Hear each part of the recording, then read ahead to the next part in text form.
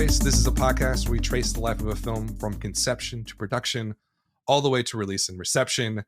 We have Chris, as always, with us, but we also have back again Molly, our good friend from high school. Welcome, Molly. Right, 20 years we've known you at least. Yes, that's true. So Molly is back to talk about our new film this week, which is The Trial of Chicago 7, the new Netflix movie by Aaron Sorkin, written and directed. We'd love to say an Aaron Sorkin joint. Is that allowed or not allowed? No, that's Absolutely not allowed. It's all sorts of wrong. Not allowed. Okay, so Aaron Sorkin, his brand new, long gestating project about the infamous 1969 trial, which was about the 1968 Democratic Convention, sort of, I guess you call it protest / riot, the infamous moments. Why did I pick this? I'm going to ask myself that question. Why did I pick this? One, because Molly wanted to be back on the show and talk about it, so that's one reason why. Two, Aaron Sorkin is somebody who I think we all follow, right? He's just one of those guys who, you know, all the way from West Wing and before that, he's just one of those guys who, if you're super into TV and you're super into writing and film, he's just somebody that attracts kind of, I don't know, film nerds, film snobs, I guess. I wouldn't say I follow him so much as I glare at him intensely from the distance. Well, I guess that's what I mean, though. He's just a guy that attracts attention if you're into film and film writing and TV writing. It's just impossible not to. He's just always there. And so I'm always intrigued by what he does. I wouldn't say I'm a huge fan of what he does. He obviously, there's the Aaron Sorkin style, which is the walk and talk. It's like a very specific sort of vibe and the way that he sort of writes his work. The movie that sticks out in my head is like the one that I'm really attracted to is Social Network. And the script he did with that, and you know, David Fincher directing, I think that's a masterpiece. Steve Jobs, hands down. Yeah, Steve Jobs as well is like very well written. No.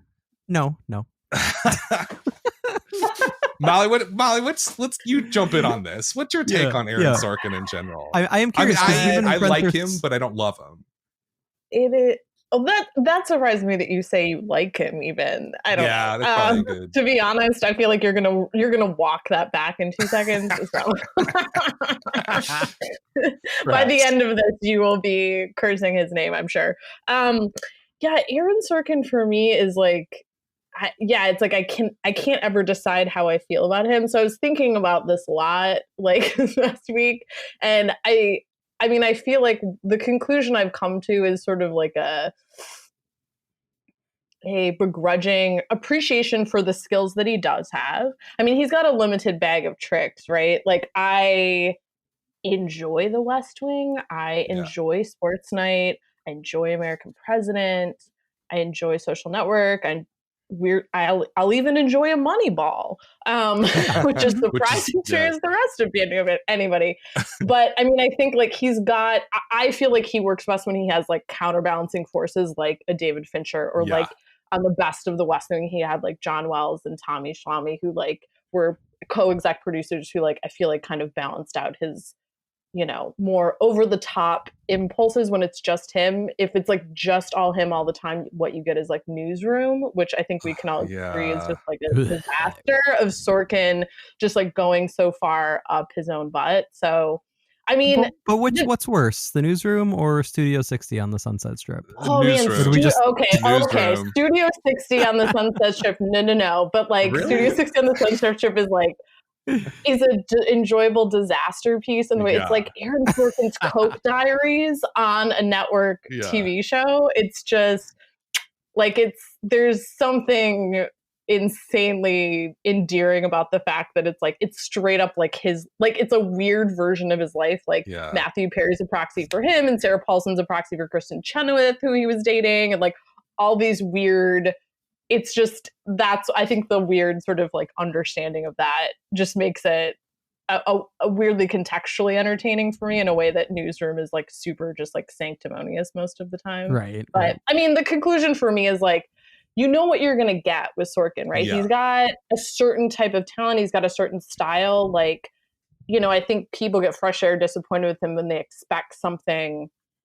It's like, if you understand who he is, don't go, like, shame on all of us if we expect something different from him. He's like, to me, he's like Amy Sherman Palladino or something, right? There's like a very specific style and like a weird comfort when he uses his skills correctly that you're like, I know this is insane, but I love watching Gilmore Girls for the 10th time. Like, if that's your thing, this like hyperverbal sort of like whatever. The opening, but yeah, I mean, there's plenty to hate. I think, but like, to me, the opening of Social Network, that opening scene where they're going back and forth, is like, to me, that is the paradigm of Sorkin. Just like it's a verbal joust. He loves writing dialogue, and he loves writing sort of very staccato dialogue. But yeah, when he's left to his own devices, there's some problems that pop up, and that was sort of my fear going into this movie. It's one of the reasons why I chose this movie. Was this is all Sorkin. He wrote this thing. It's been in development since 2006, 2007. Spielberg basically approached him, which is also weird. Like, why would Spielberg come up to Sorkin and be like, "Hey, why don't you make this movie about the 1968 Democratic Convention in Chicago?" Like, it just seems like a very odd combination of two people.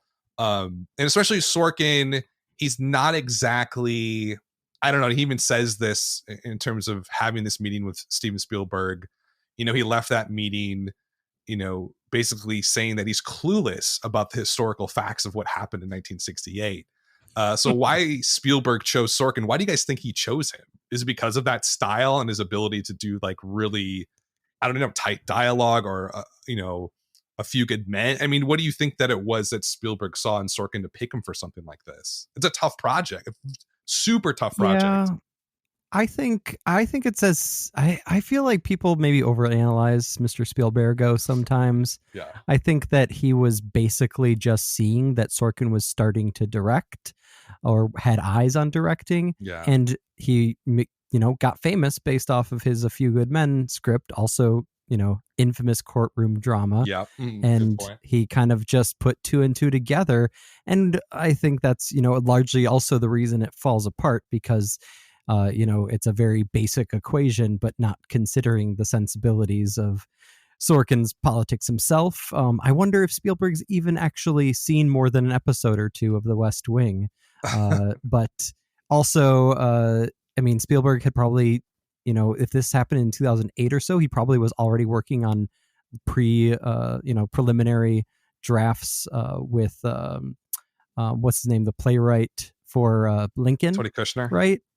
Kushner, yeah. And so he's probably, have two spinning plates in the air, and he's like, I'm going to go with the more famous guy and take care of Abraham, and then why don't I get somebody that I think is capable, like Sorkin, to do this other thing that I think is important. I don't know. I don't think it's necessarily any more complicated than that. Yeah. But it is strange because yeah, I mean, I think that's ultimately my biggest, most obvious gripe with the movie, is that it's about something that is supposed to parallel what's going on in 2020, and that was maybe serendipity, right? That the project got pushed so far back that it ended up having these kind of parallels with the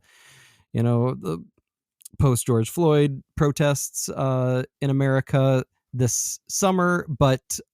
And I think that, for some people on a surface level, they see that and they're like, oh, what perfect timing. But it really ends up, unfortunately, feeling largely false, because there is little actual understanding of the politics that the main players in this story actually believed in. And I mean, we briefly texted about this, right, Dan and Molly, and we're not really going to get into maybe the politics, but I feel like it's kind of inescapable. I don't know. I'm curious. I mean, it's tough. I mean, when Spielberg first brought it up with Sorkin, he was like, let's get this out for the election. That was the 2008 election. And so, like, there's a lot of sort of pushing, I think, a very specific message in telling this story. What that message is, I think it's a little bit muddled when you see the movie. Like, I think it's very clear, like, the markers of what he's trying to promote in terms of free speech and fighting the federal government when they become oppressive. But I think when you get into the details of those politics, it gets very smudged. And I think it sort of it just does not come through as as powerful as I think they wanted it to be. And they made it very clear. And Sorkin said this multiple times. This movie is not about 1968 or 1969. It's about today. He said that in like 5 different interviews. And he also says stuff like it's not a painting. It's a painting, not a photograph. And he's talking about essentially that this, depiction of this trial of these people on a film in this story is not supposed to be some historical record. It's supposed to be a sort of I don't even know what you would call it. I mean, he calls it a painting. It's like a poem about an artistic expression of that moment. But the vibe I get is like TV movie of the week version. I don't know why, if he didn't want to make a history lesson, why did he start out with like a 15-minute montage of news clips? Well, let's talk about that montage. That the opening of the film is just an overlay of like, hey, this is what's happened in the recent years leading up to this. Right. I don't know. It's one thing he talks a lot about sort of, and he talked about this in terms of, how do you create a protest scene?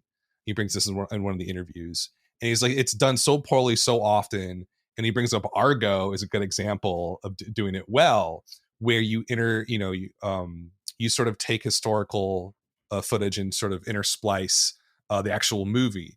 And I think, in doing that throughout this film, it does send that sort of double message, right? Does this stand on its own, the conception of this, as a sort of artistic statement, or as an historical document? Can it be both? Or is it so muddled that we can't tell what it is? I don't know. Molly, what do you think about this? Are we off in the woods here talking about this in the hinterlands? I mean, yeah. So, I mean, I think there's multiple things going on here. So, I imagine, so I assume you probably, so there was a documentary, which I think I saw in your notes, that they actually optioned. Yeah, they did. So, and I'm assuming neither of you have seen it, but they pretty much use like that montage in the beginning. So I wonder if that was part of them optioning it. Like that's, I feel like kind of straight, like the same clips they used in parts of the documentary from 2006 or 7.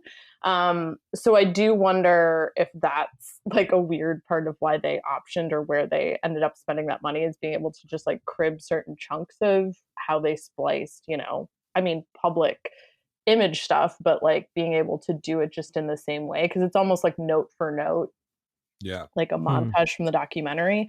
And then I also think that, I mean, it's just a lazy way, right? So like they don't show anything in the beginning. They start right at the start of the trial. So again, I think that montage is just also a lazy way to like haphazardly establish some sort of pre-trial context, which it just doesn't really do, because there's no emotional resonance to it.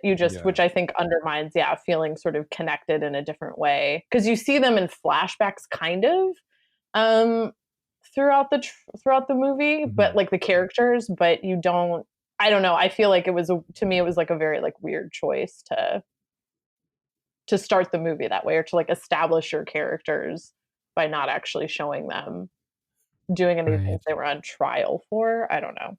And you have like that classic hardcore Sorkin attempt at cleverness of like the characters finishing each other's sentences, and it's serving as juxtaposition. Oh, I loved it. It made my stomach hurt.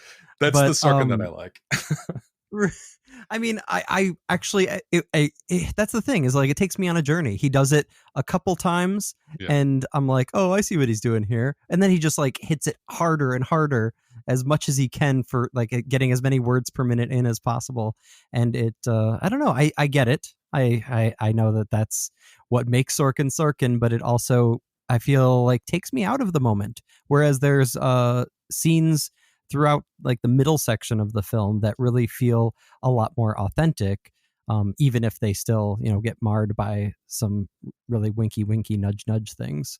But I mean, you can't deny the fact that it's watchable, it's entertaining. I mean, it's certainly entertaining. I mean, the cast alone is worth like seeing this. Like, that's the thing. It's it's a film that is just for, if you love movies and you love great acting and great writing, you're gonna like this on some level. or get something out of it, I would say. I mean, the cast is unbelievable. And I think even within the, okay, they're great actors, but even within the film, they all kind of, there's no real weak link here, I don't think. Do you guys think there's a weak link? I mean, like, I can't think. Michael Keaton, maybe. What? No. Yeah. No. I mean, he comes in and does his job, and that's it. It's an extended cameo, basically. Yeah. But I mean, I don't know. I'm curious what your people's thoughts are on Eddie Redmayne. I thought he was terrible. Absolutely terrible. You just said there's nobody.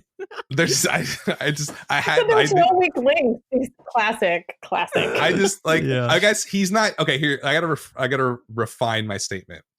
He's not a bad actor. I think he's a great actor.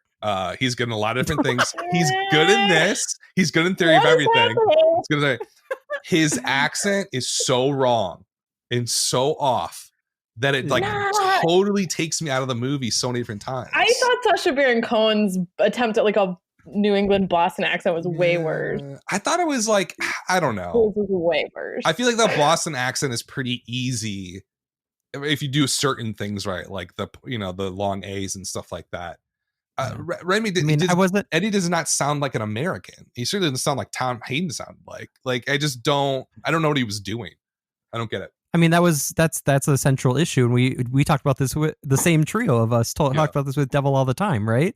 Is the center of the film, like the main propulsion, even though it's generally an ensemble, but and weren't quite as many British actors in this movie as there were in that one, but that's the central conflict is between the more mainstream liberalism of Hayden versus the radical revolutionary style of Hoffman, and yet you have two non-American actors, one of which is known mostly for comedy, and the other of which has been known mostly for period dramas.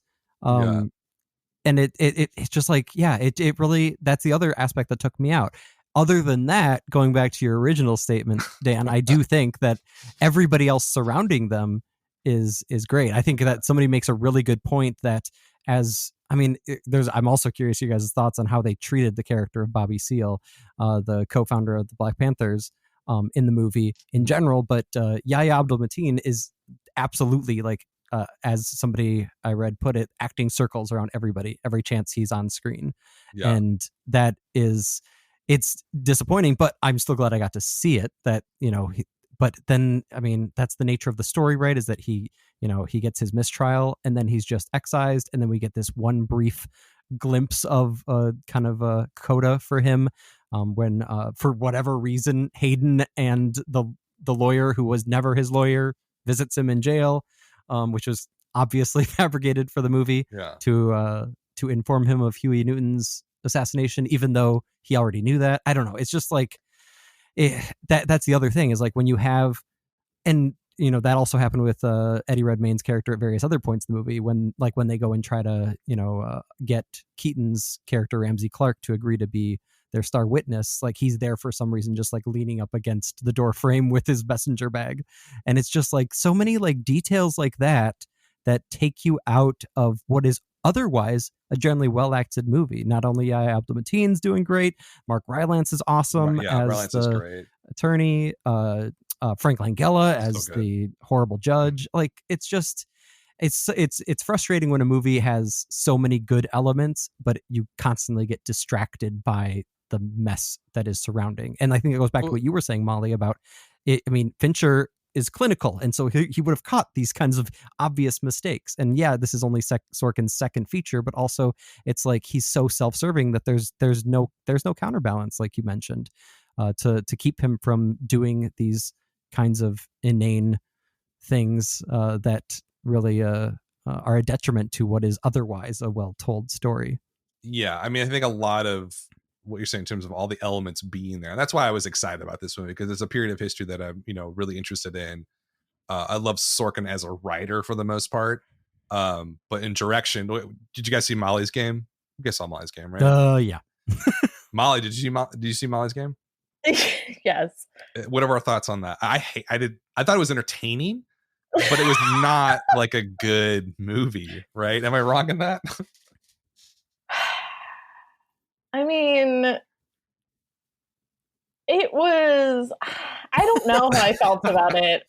It was like, it wasn't well directed. Like, he's just not a great director, I think is a problem. I think the source material, and I think like Jessica Chastain is great. And like, there was a lot of, and like the story, the foundational material is like really entertaining. You know what I mean? It's basically kind of like a celebrity sort of tell-all. I mean, like, or like, I don't know, like it's really interesting cinematic material. And I think he did okay with it. But again, his style is just the same with this movie too. Like we were talking about, he's just like, the style for directing, if he's even going to try, is just better suited, like a lot of his writing, for the small screen. Yeah. Again, the only reason Social Network worked, right, is because he was paired with David Fincher, and David Fincher could make a story about like a Weasley little guy starting a website about boobs and like rating hot co-eds.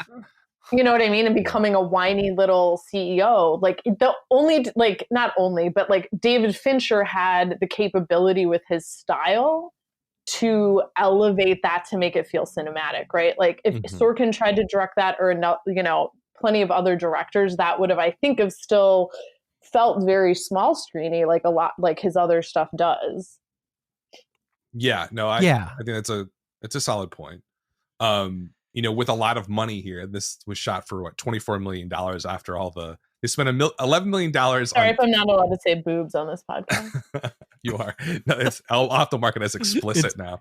Right. They spent like they spent like $11 million on casting, producing, and the optioning of that documentary, Chicago 10. So he had $24 million to work with here. He built a brand new courtroom, which I thought was really fascinating. He goes on and on about this in one of the interviews, how he couldn't find a courtroom that he felt was cinematic enough. So they built their own courtroom so that it was super cavernous. And so like what he was trying to do there was like, he built it out of a church, right? Yeah, I think so. And like what he really wanted to sort of depict was like the big federal government sort of oppressing these people. And like even there in the basic production choices here, it's just overwrought, extremely overwrought. I mean, it's just like, it's just dripping. And you're sort of like, how is this ever going to work with him at the helm? I don't think it ever was really going to work. And you sort of talk about other choices that he made. There's some really good choices that he did, not just in the casting, but I think in sort of directing the characters and the production design. One of the things he points out is that he did not want to lean into the 60s iconography of like hippies and stuff like that.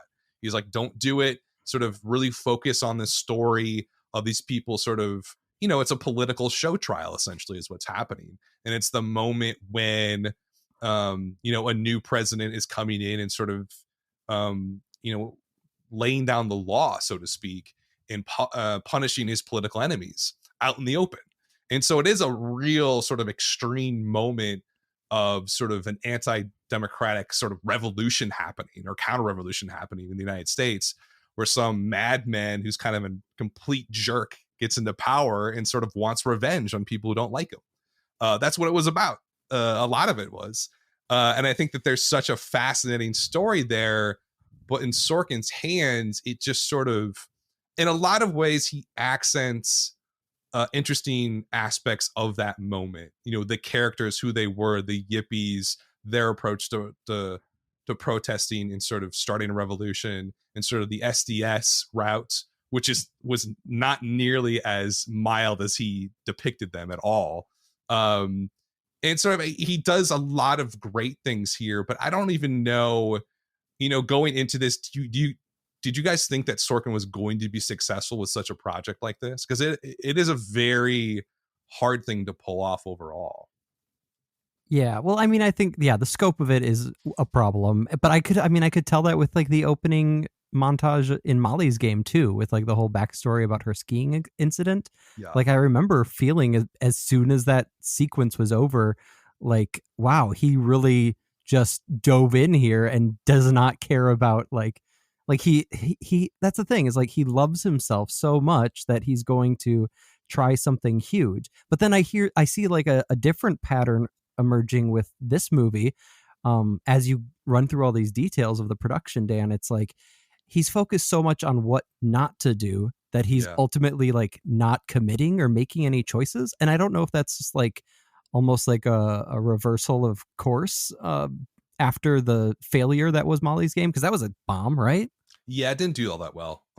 Yeah. Middling And at so best. like I think maybe especially because he's got, you know, Spielberg's blessing, so to speak. He's trying to do something a little more crowd pleasing and mainstream. You mentioned in our text thread how much the movie felt like, down to the closing freeze frame, like a 90s Yeah. like feel good biopic, Yeah, right? yeah. And so like and it ends up like he's like saying like, don't make it like a courtroom, don't make it look like there's actually a huge crown, don't Yeah. lean into the iconography. And so like you end up feeling with a lot of like nothingness. And that was the other thing that kind of bugged me, is like, and maybe there's like some residual attempts at aping both Spielberg and Fincher, but like he's trying to do like the muted color palette thing. Mm-hmm. And like for a movie about like radical revolutionaries on trial for their political beliefs, like that's the last time you want to be muted about anything, I'd imagine, in my point of view Well, I think that anyways. Sorkin's muted about the actual politics. Like, I don't Right. think Sorkin really understands any of the political movement that was going on back then. I mean, clearly, if Spielberg comes to you in 2006, do you have no idea about this? Maybe not the trial, but like what was Right. going on. Like, you kind of have to have your head buried in sand. Like, obviously, I don't know who's live. Must have been a child when this is going on. But yeah, I just don't think. I think one of the things that stood out for me was that he's trying to paint a painting about something he doesn't really understand. And like, it looks like well done and it's technically pretty sound, but it is, like you're saying, it's like kind of lifeless. Like there's just not that beating heart to the center of it.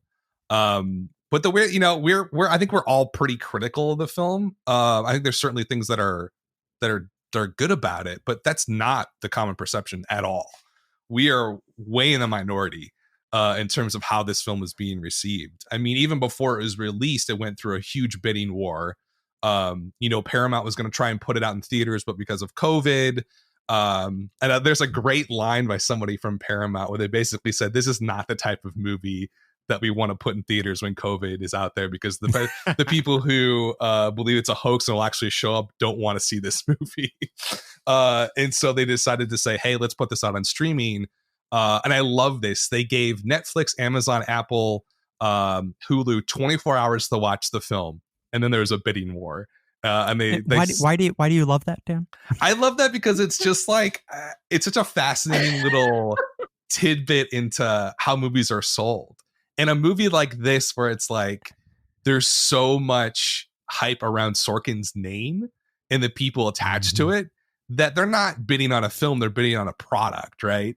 It's not a piece of art at this point. It's just basically a product, like a car you would buy. It's, you know what I mean? It's just like, there's something. When is the movie not a product, bro? Like, I don't know if you're like, I completely agree with what you're saying, but I would say, I think most of the time they're like bidding wars are for products. Yeah, there's just something about this one where it was sort of like a feeding frenzy environment, where it was just like, they all thought that this was going to be the biggest movie ever.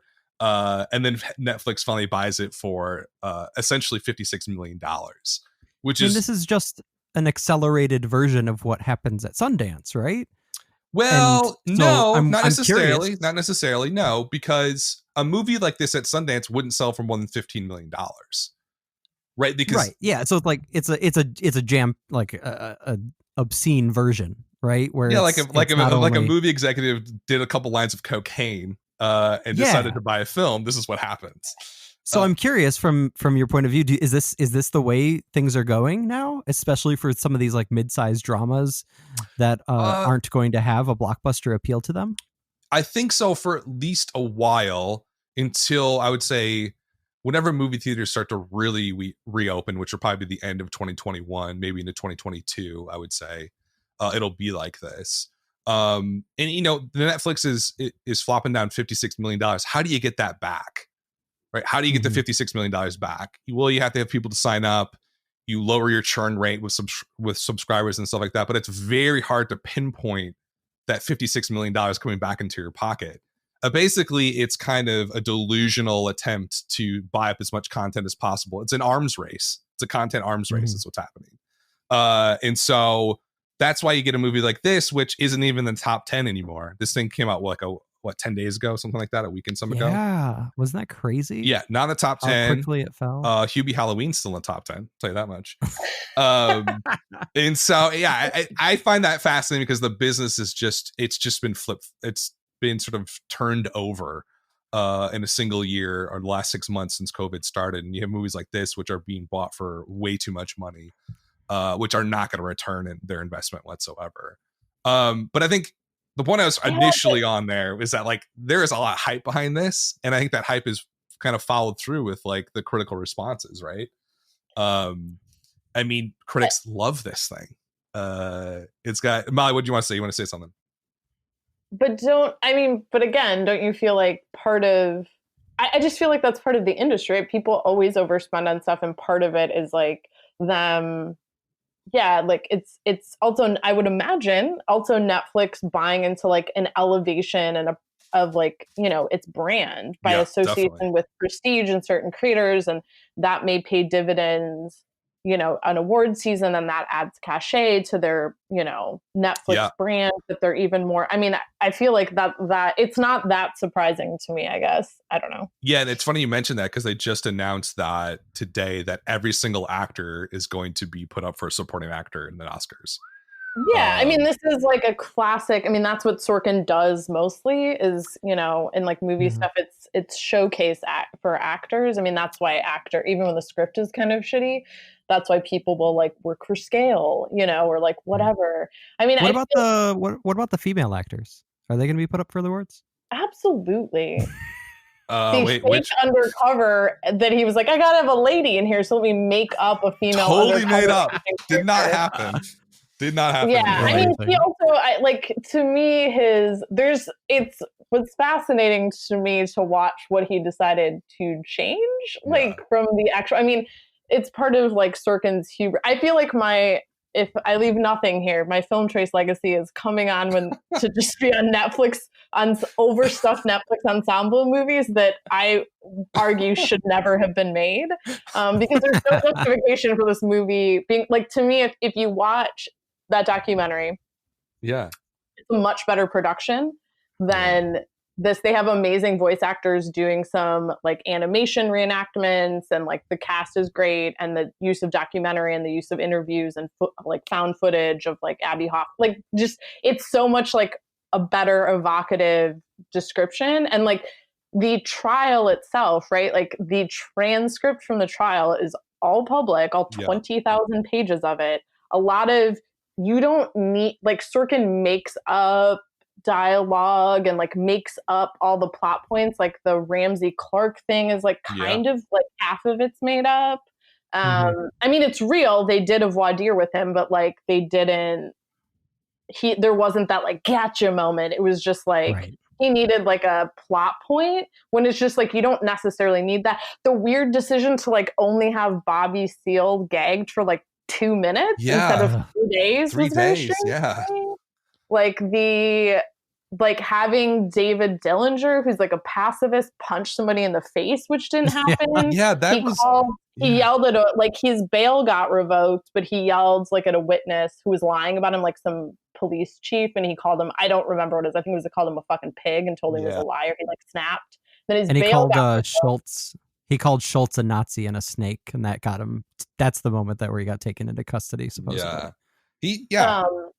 But I mean, it's just weird what he changed. Like Fred Hampton was never at the trial, and when he didn't get killed, Bobby Seale was severed from the trial before Fred Hampton was assassinated. But again, it's like a lazy way for Sorkin to like he needs, like he feels like he's, which again, it just like makes me irritated. Like you just, I mean, you have like the raw material is there. It's like he just he feels the need because I feel like he thinks he can do it better. Like the story here is so compelling. Like it's so interesting and like full of ridiculous stuff that's over the top, that's like beyond cinematic. It feels like you can't believe some of it.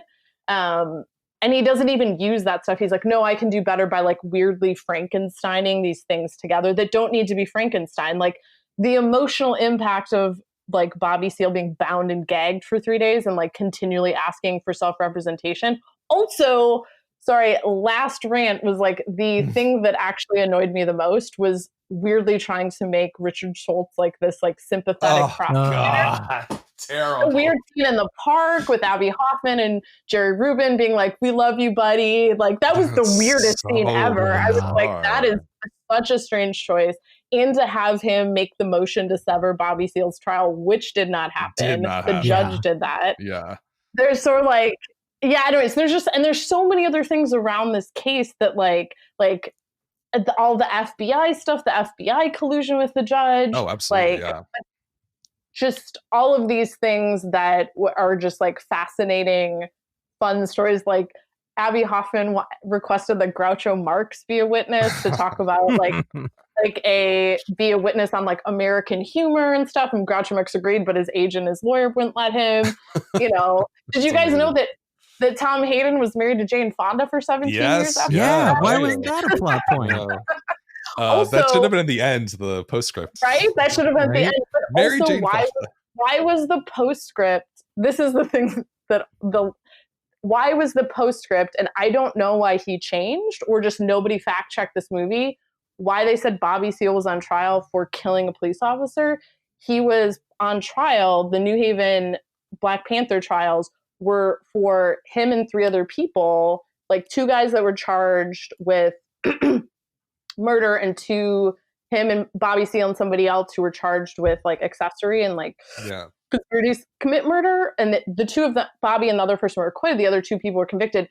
It was a Black Panther member who they found out was a police informant that they killed. It was not a police officer. I don't know why they said that in the movie and why they put that in the postscript. He wasn't on trial for killing a police officer. Yeah. It's really weird. There's so much that he decided to, and I don't know. He, like he said, it's a painting. It's not a photo. He didn't want it to be historically pristine. He wanted to sort of get the broad but notes, I just right? don't, the stuff that he changed. Oh, I'm not defending it at all. Totally fine. It's not it's fine. It's not a documentary, but like the choices that he made to change, like to me, actually like were less interesting. Like made the story less impactful and interesting than other choices he could have made. And it's also, I mean, I don't think he ever realized how much he was playing with fire with this moment in history and the number of historical figures compared to like other movies that were based on a true story that he wrote, like The Social Network, which, had a very specific goal of having us somehow both sympathize and hate its central character and basically everybody else that surrounds him, as well as Moneyball, which is basically a movie filled with good characters and other, people with problems, but still genuinely we are curious about, if not, wholly interested in. But I like the quote you have here in our notes, Dan, from the Jacobin write-up on the movie, which is, I think, ultimately Sorkin's Achilles heel, is that it says here, the problem is that Sorkin's middlebrow moralism demands that he divide the world into clearly good people and clearly bad people. It works for Social Network because they're clearly bad people. It works for Moneyball because they're clearly good people, but it does not work here because there's so much moral grayness that this is not the guy to deal with that. Yeah, and that's actually one of the points. I don't know why I picked this out as a detail that he changed. But so there's a moment where I think you're 100% right. And one of the things he really does is sort of smooth out the radicalness of these people, that are involved. Like a lot of these people were actual revolutionaries. Like they're calling for armed revolution in the United States. Some of them are involved with communists. I'm going to push back on that a little bit, but continue. Okay. So some of them, there's a radicalness and a drive towards violence with some of them. Right. There's a moment, number one, a lot of them weren't for the troops, right? They weren't protesting the war because of the draft. They were protesting the war because they thought it was an imperialist aggression against, people that they were. Well, that was one of the most egregious made up things in the movie, right? Is the climactic ending with the reading off of the names of the dead. And yeah, I mean, that part of it. But like, I guess the one moment that stood out to me was that there's this kind of subplot of these frat boys trying to attack this woman in the protest. That was already also well, in fabricated. reality, she was carrying a North Vietnamese flag. She wasn't carrying an American flag. Right. So like that sort of moment where you're like, no, they were actually supporting the North Vietnamese in that moment.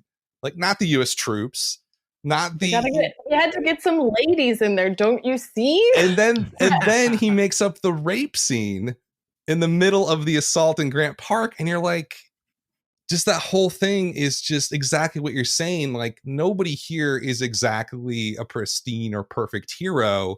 There's a lot of gray area to this. And I think when he really sort of removes that jaggedness of the truth, it really creates a fluffy film. Well, and maybe this is what you sounded your alarm for, Molly, but I think there's a good case to be made that these are good people doing things for a good reason. They're just doing it in ways that makes a lot of people uncomfortable or even harmed. And yeah. So I mean, he just doesn't care about that though, because of his politics. He's so clearly he's a born and bred Manhattan boy. Yeah. And so there's no way he's ever really going to be able to get to that level of understanding the true perspectives and motives of people like Abby Hoffman and Jerry Rubin. Yeah. I mean, I'll say again, the reading of the names of the killed Vietnamese soldiers the killed American soldiers actually happened. Yeah, it happened. In the trial. Dellinger said it. Yeah, Dellinger reads the names. Right, but it's in the middle of the trial, and they drape flags over the table, and it's not at the end. I mean, again, other things at the end. At the end, at their sentencing, Julius Hoffman let them all speak at their sentencing, and they all like have these great every single one of them has these great statements that they make at the end of the trial, and like there's just all this fodder that he could have used that would like be really powerful and like actually represented like interesting things, and he just like chose to not use any of it, or like weirdly repurpose these like really, again, because that's his style, these sentimental things.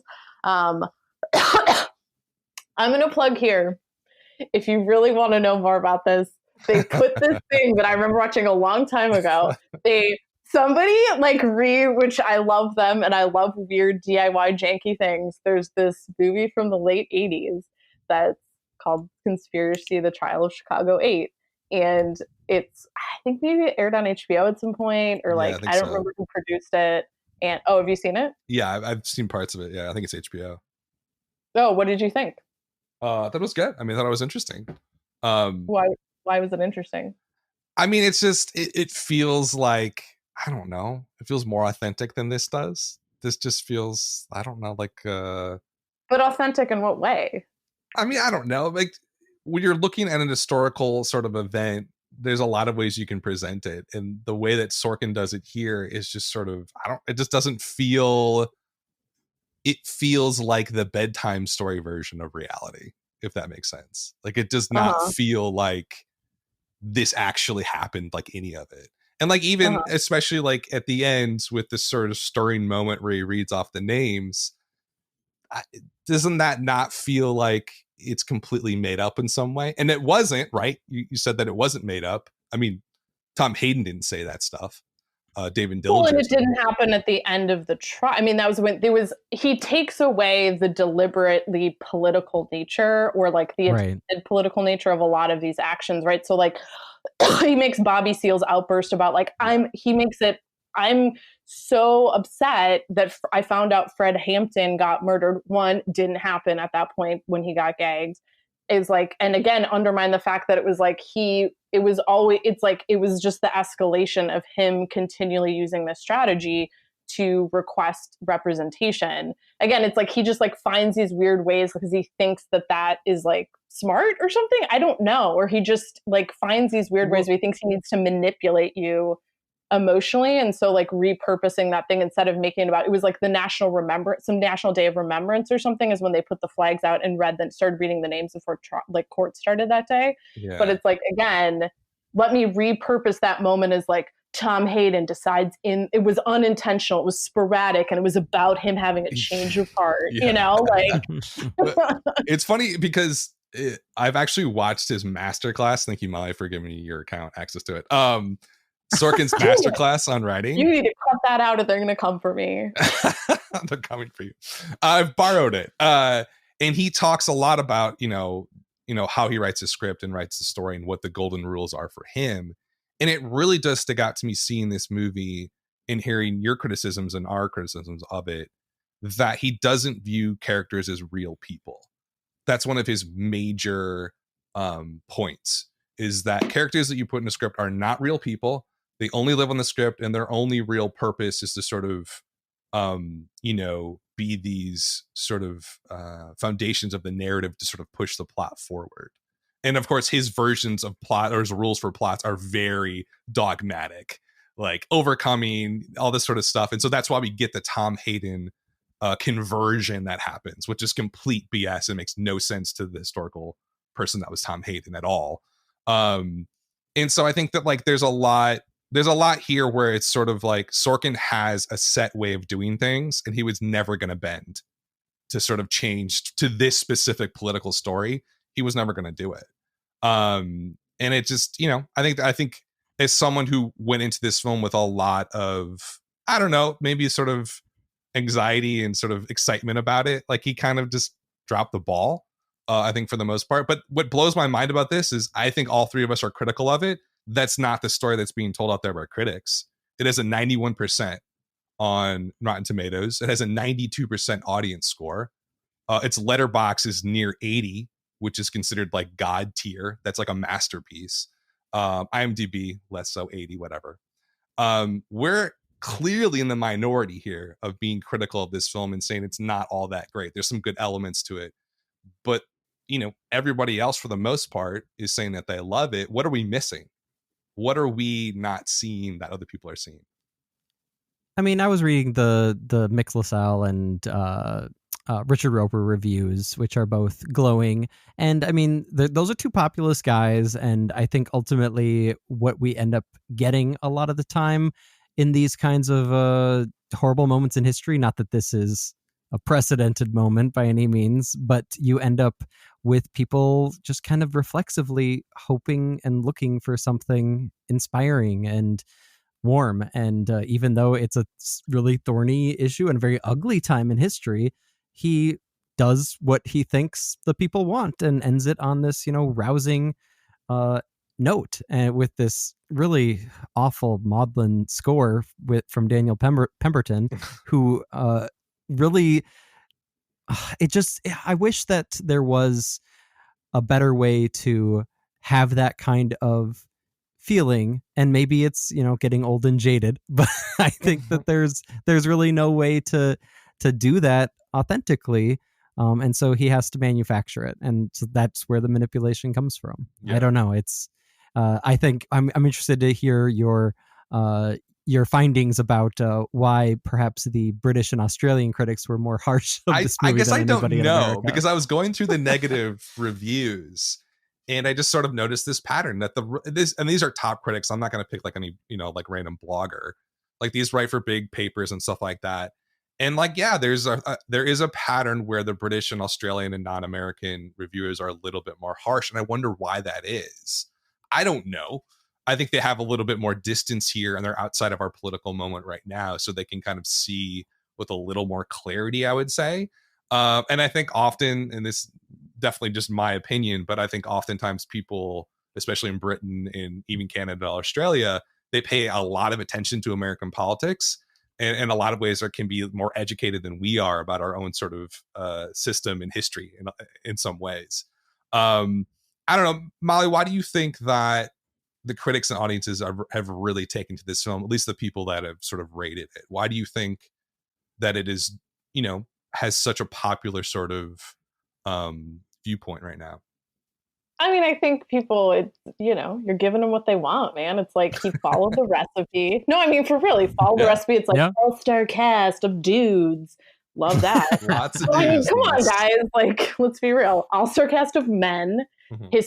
Based on true event, like somebody has like a bingo box for like, right, like what is like awards Oscar bait yeah, like it's got to be based on true events, a bunch of dudes, whatever, like it's, I mean, he checks all the boxes, and yeah, again, he tries to again, I think people are real saps for that. I mean, and again, this is somebody who, but it's not, I mean, again, I'm more critical because there's a specific thing I like about Sorkin, and he has a specific time and place for me. And like, I know too much about like the political history behind it. So it's like, I'm just like confused by his choices or the way he represents stuff. And so I don't think people have a very specific relationship to this history, I'm assuming, who are reviewing this. And so they're just coming at like, wow, this must be, you know, they're just able to like sort of viscerally attach to whatever manufactured like sentimentality and sanctimoniousness that, you know, Sorkin is able to cultivate. So, and I think that's appealing, right? Of like imagining, that's what he plays to. That's what West Wing was all about. It's imagining this sort of, and creating this world where there is clearly like good and bad, that there is, that like the system itself is functional and good.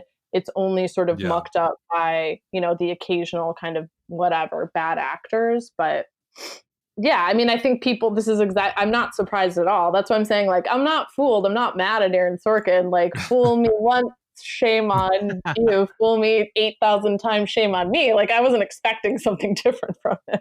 What surprises me is the Letterboxd score, which is like a 76 is very, very high. And that is a specific group of people that maybe it skews probably a little bit younger, but you know, they're film nerds, film snobs, art film people, and they've really taken to this too. And I was like, don't they see through like the maudlin like layering to this, frosting, if you will? I mean, it's just so saccharine in a lot of different ways that I just can't see the more art film people getting behind this, but apparently they have. And art critics are mostly art film people for the most part too, and they love it. So that's the part that I don't, for me, I understand that he checks all the box and the Oscar bait, all that kind of stuff, but like I just don't understand why it's like a 91% like on Rotten Tomatoes. It just blows my mind that critics are so over the moon about it. But I will note that it's a 91% fresh, but the actual score is 78 out of 100, which is not fantastic in terms of like being a masterpiece. It's like basically most critics liked it, not a lot of them like truly loved it. Which is something to know. In any event, I could talk about this movie forever, but we're already at like 52 minutes, so we gotta cut this thing off. And we have to hype up what's happening next week. But first of all, thank you so much, Molly, for joining us once again to talk about a testosterone-filled picture. You are very welcome, and do not cut this part out. I am putting in my full plug for the Conspiracy: The Trial of Chicago 8. It is appearing on Amazon. Somebody fucking transfer that shit from a found VHS copy in the production studio. It's like there's VHS blurs and stuff in it. It's just like a courtroom set with people reenacting actual scenes from the transcripts, and the cast is actually amazing. And every single one of the 8 defendants plus the 2 lawyers does like floating head cameos sometimes next to the people, and they like it's like a literal floating head. No, it's amazing. It's so amazing. And then they have like, they're all like there at the end, like talking to each other and stuff. No, it's like, it's absolutely, well, I love that sort of DIY, like, not everything needs to be sleek kind of film. And I feel like people would also enjoy, there's actually like some really good performances. The guy who plays Bobby Seale too, I think is actually really fantastic. And the guy who plays the lawyer too. So anyways, that's my plug for if you want a VHS transfer copy of an old, amazing like 80s lo-fi movie on Amazon. But that's awesome. And then also check out the 2007 documentary, which I guess this is mostly based on Chicago 10, right? Which is great. And so somebody explain, what's the 10? Is there 2 more people involved? So the 10 came from somebody had a quote at some point, but the 10 is, I think it was Jerry Rubin or something, referencing the fact that it was really 10 because the 2 lawyers, that's something the 2 lawyers got convicted of jail time for contempt charges at the end too. So it was actually like, in all 10 of them were actually ended up being kind of like victims of this trial and had jail time sentences. Interesting. Yeah. Cool. Well, yeah, next week we are going to go back to an older film. It is the 20th anniversary of none other than Stephen Frears' High Fidelity, starring John Cusack and a whole other cast of characters. Dan and I also used to have a music podcast, so we are going to really have some interesting navel-gazing talks next week on Film Trace.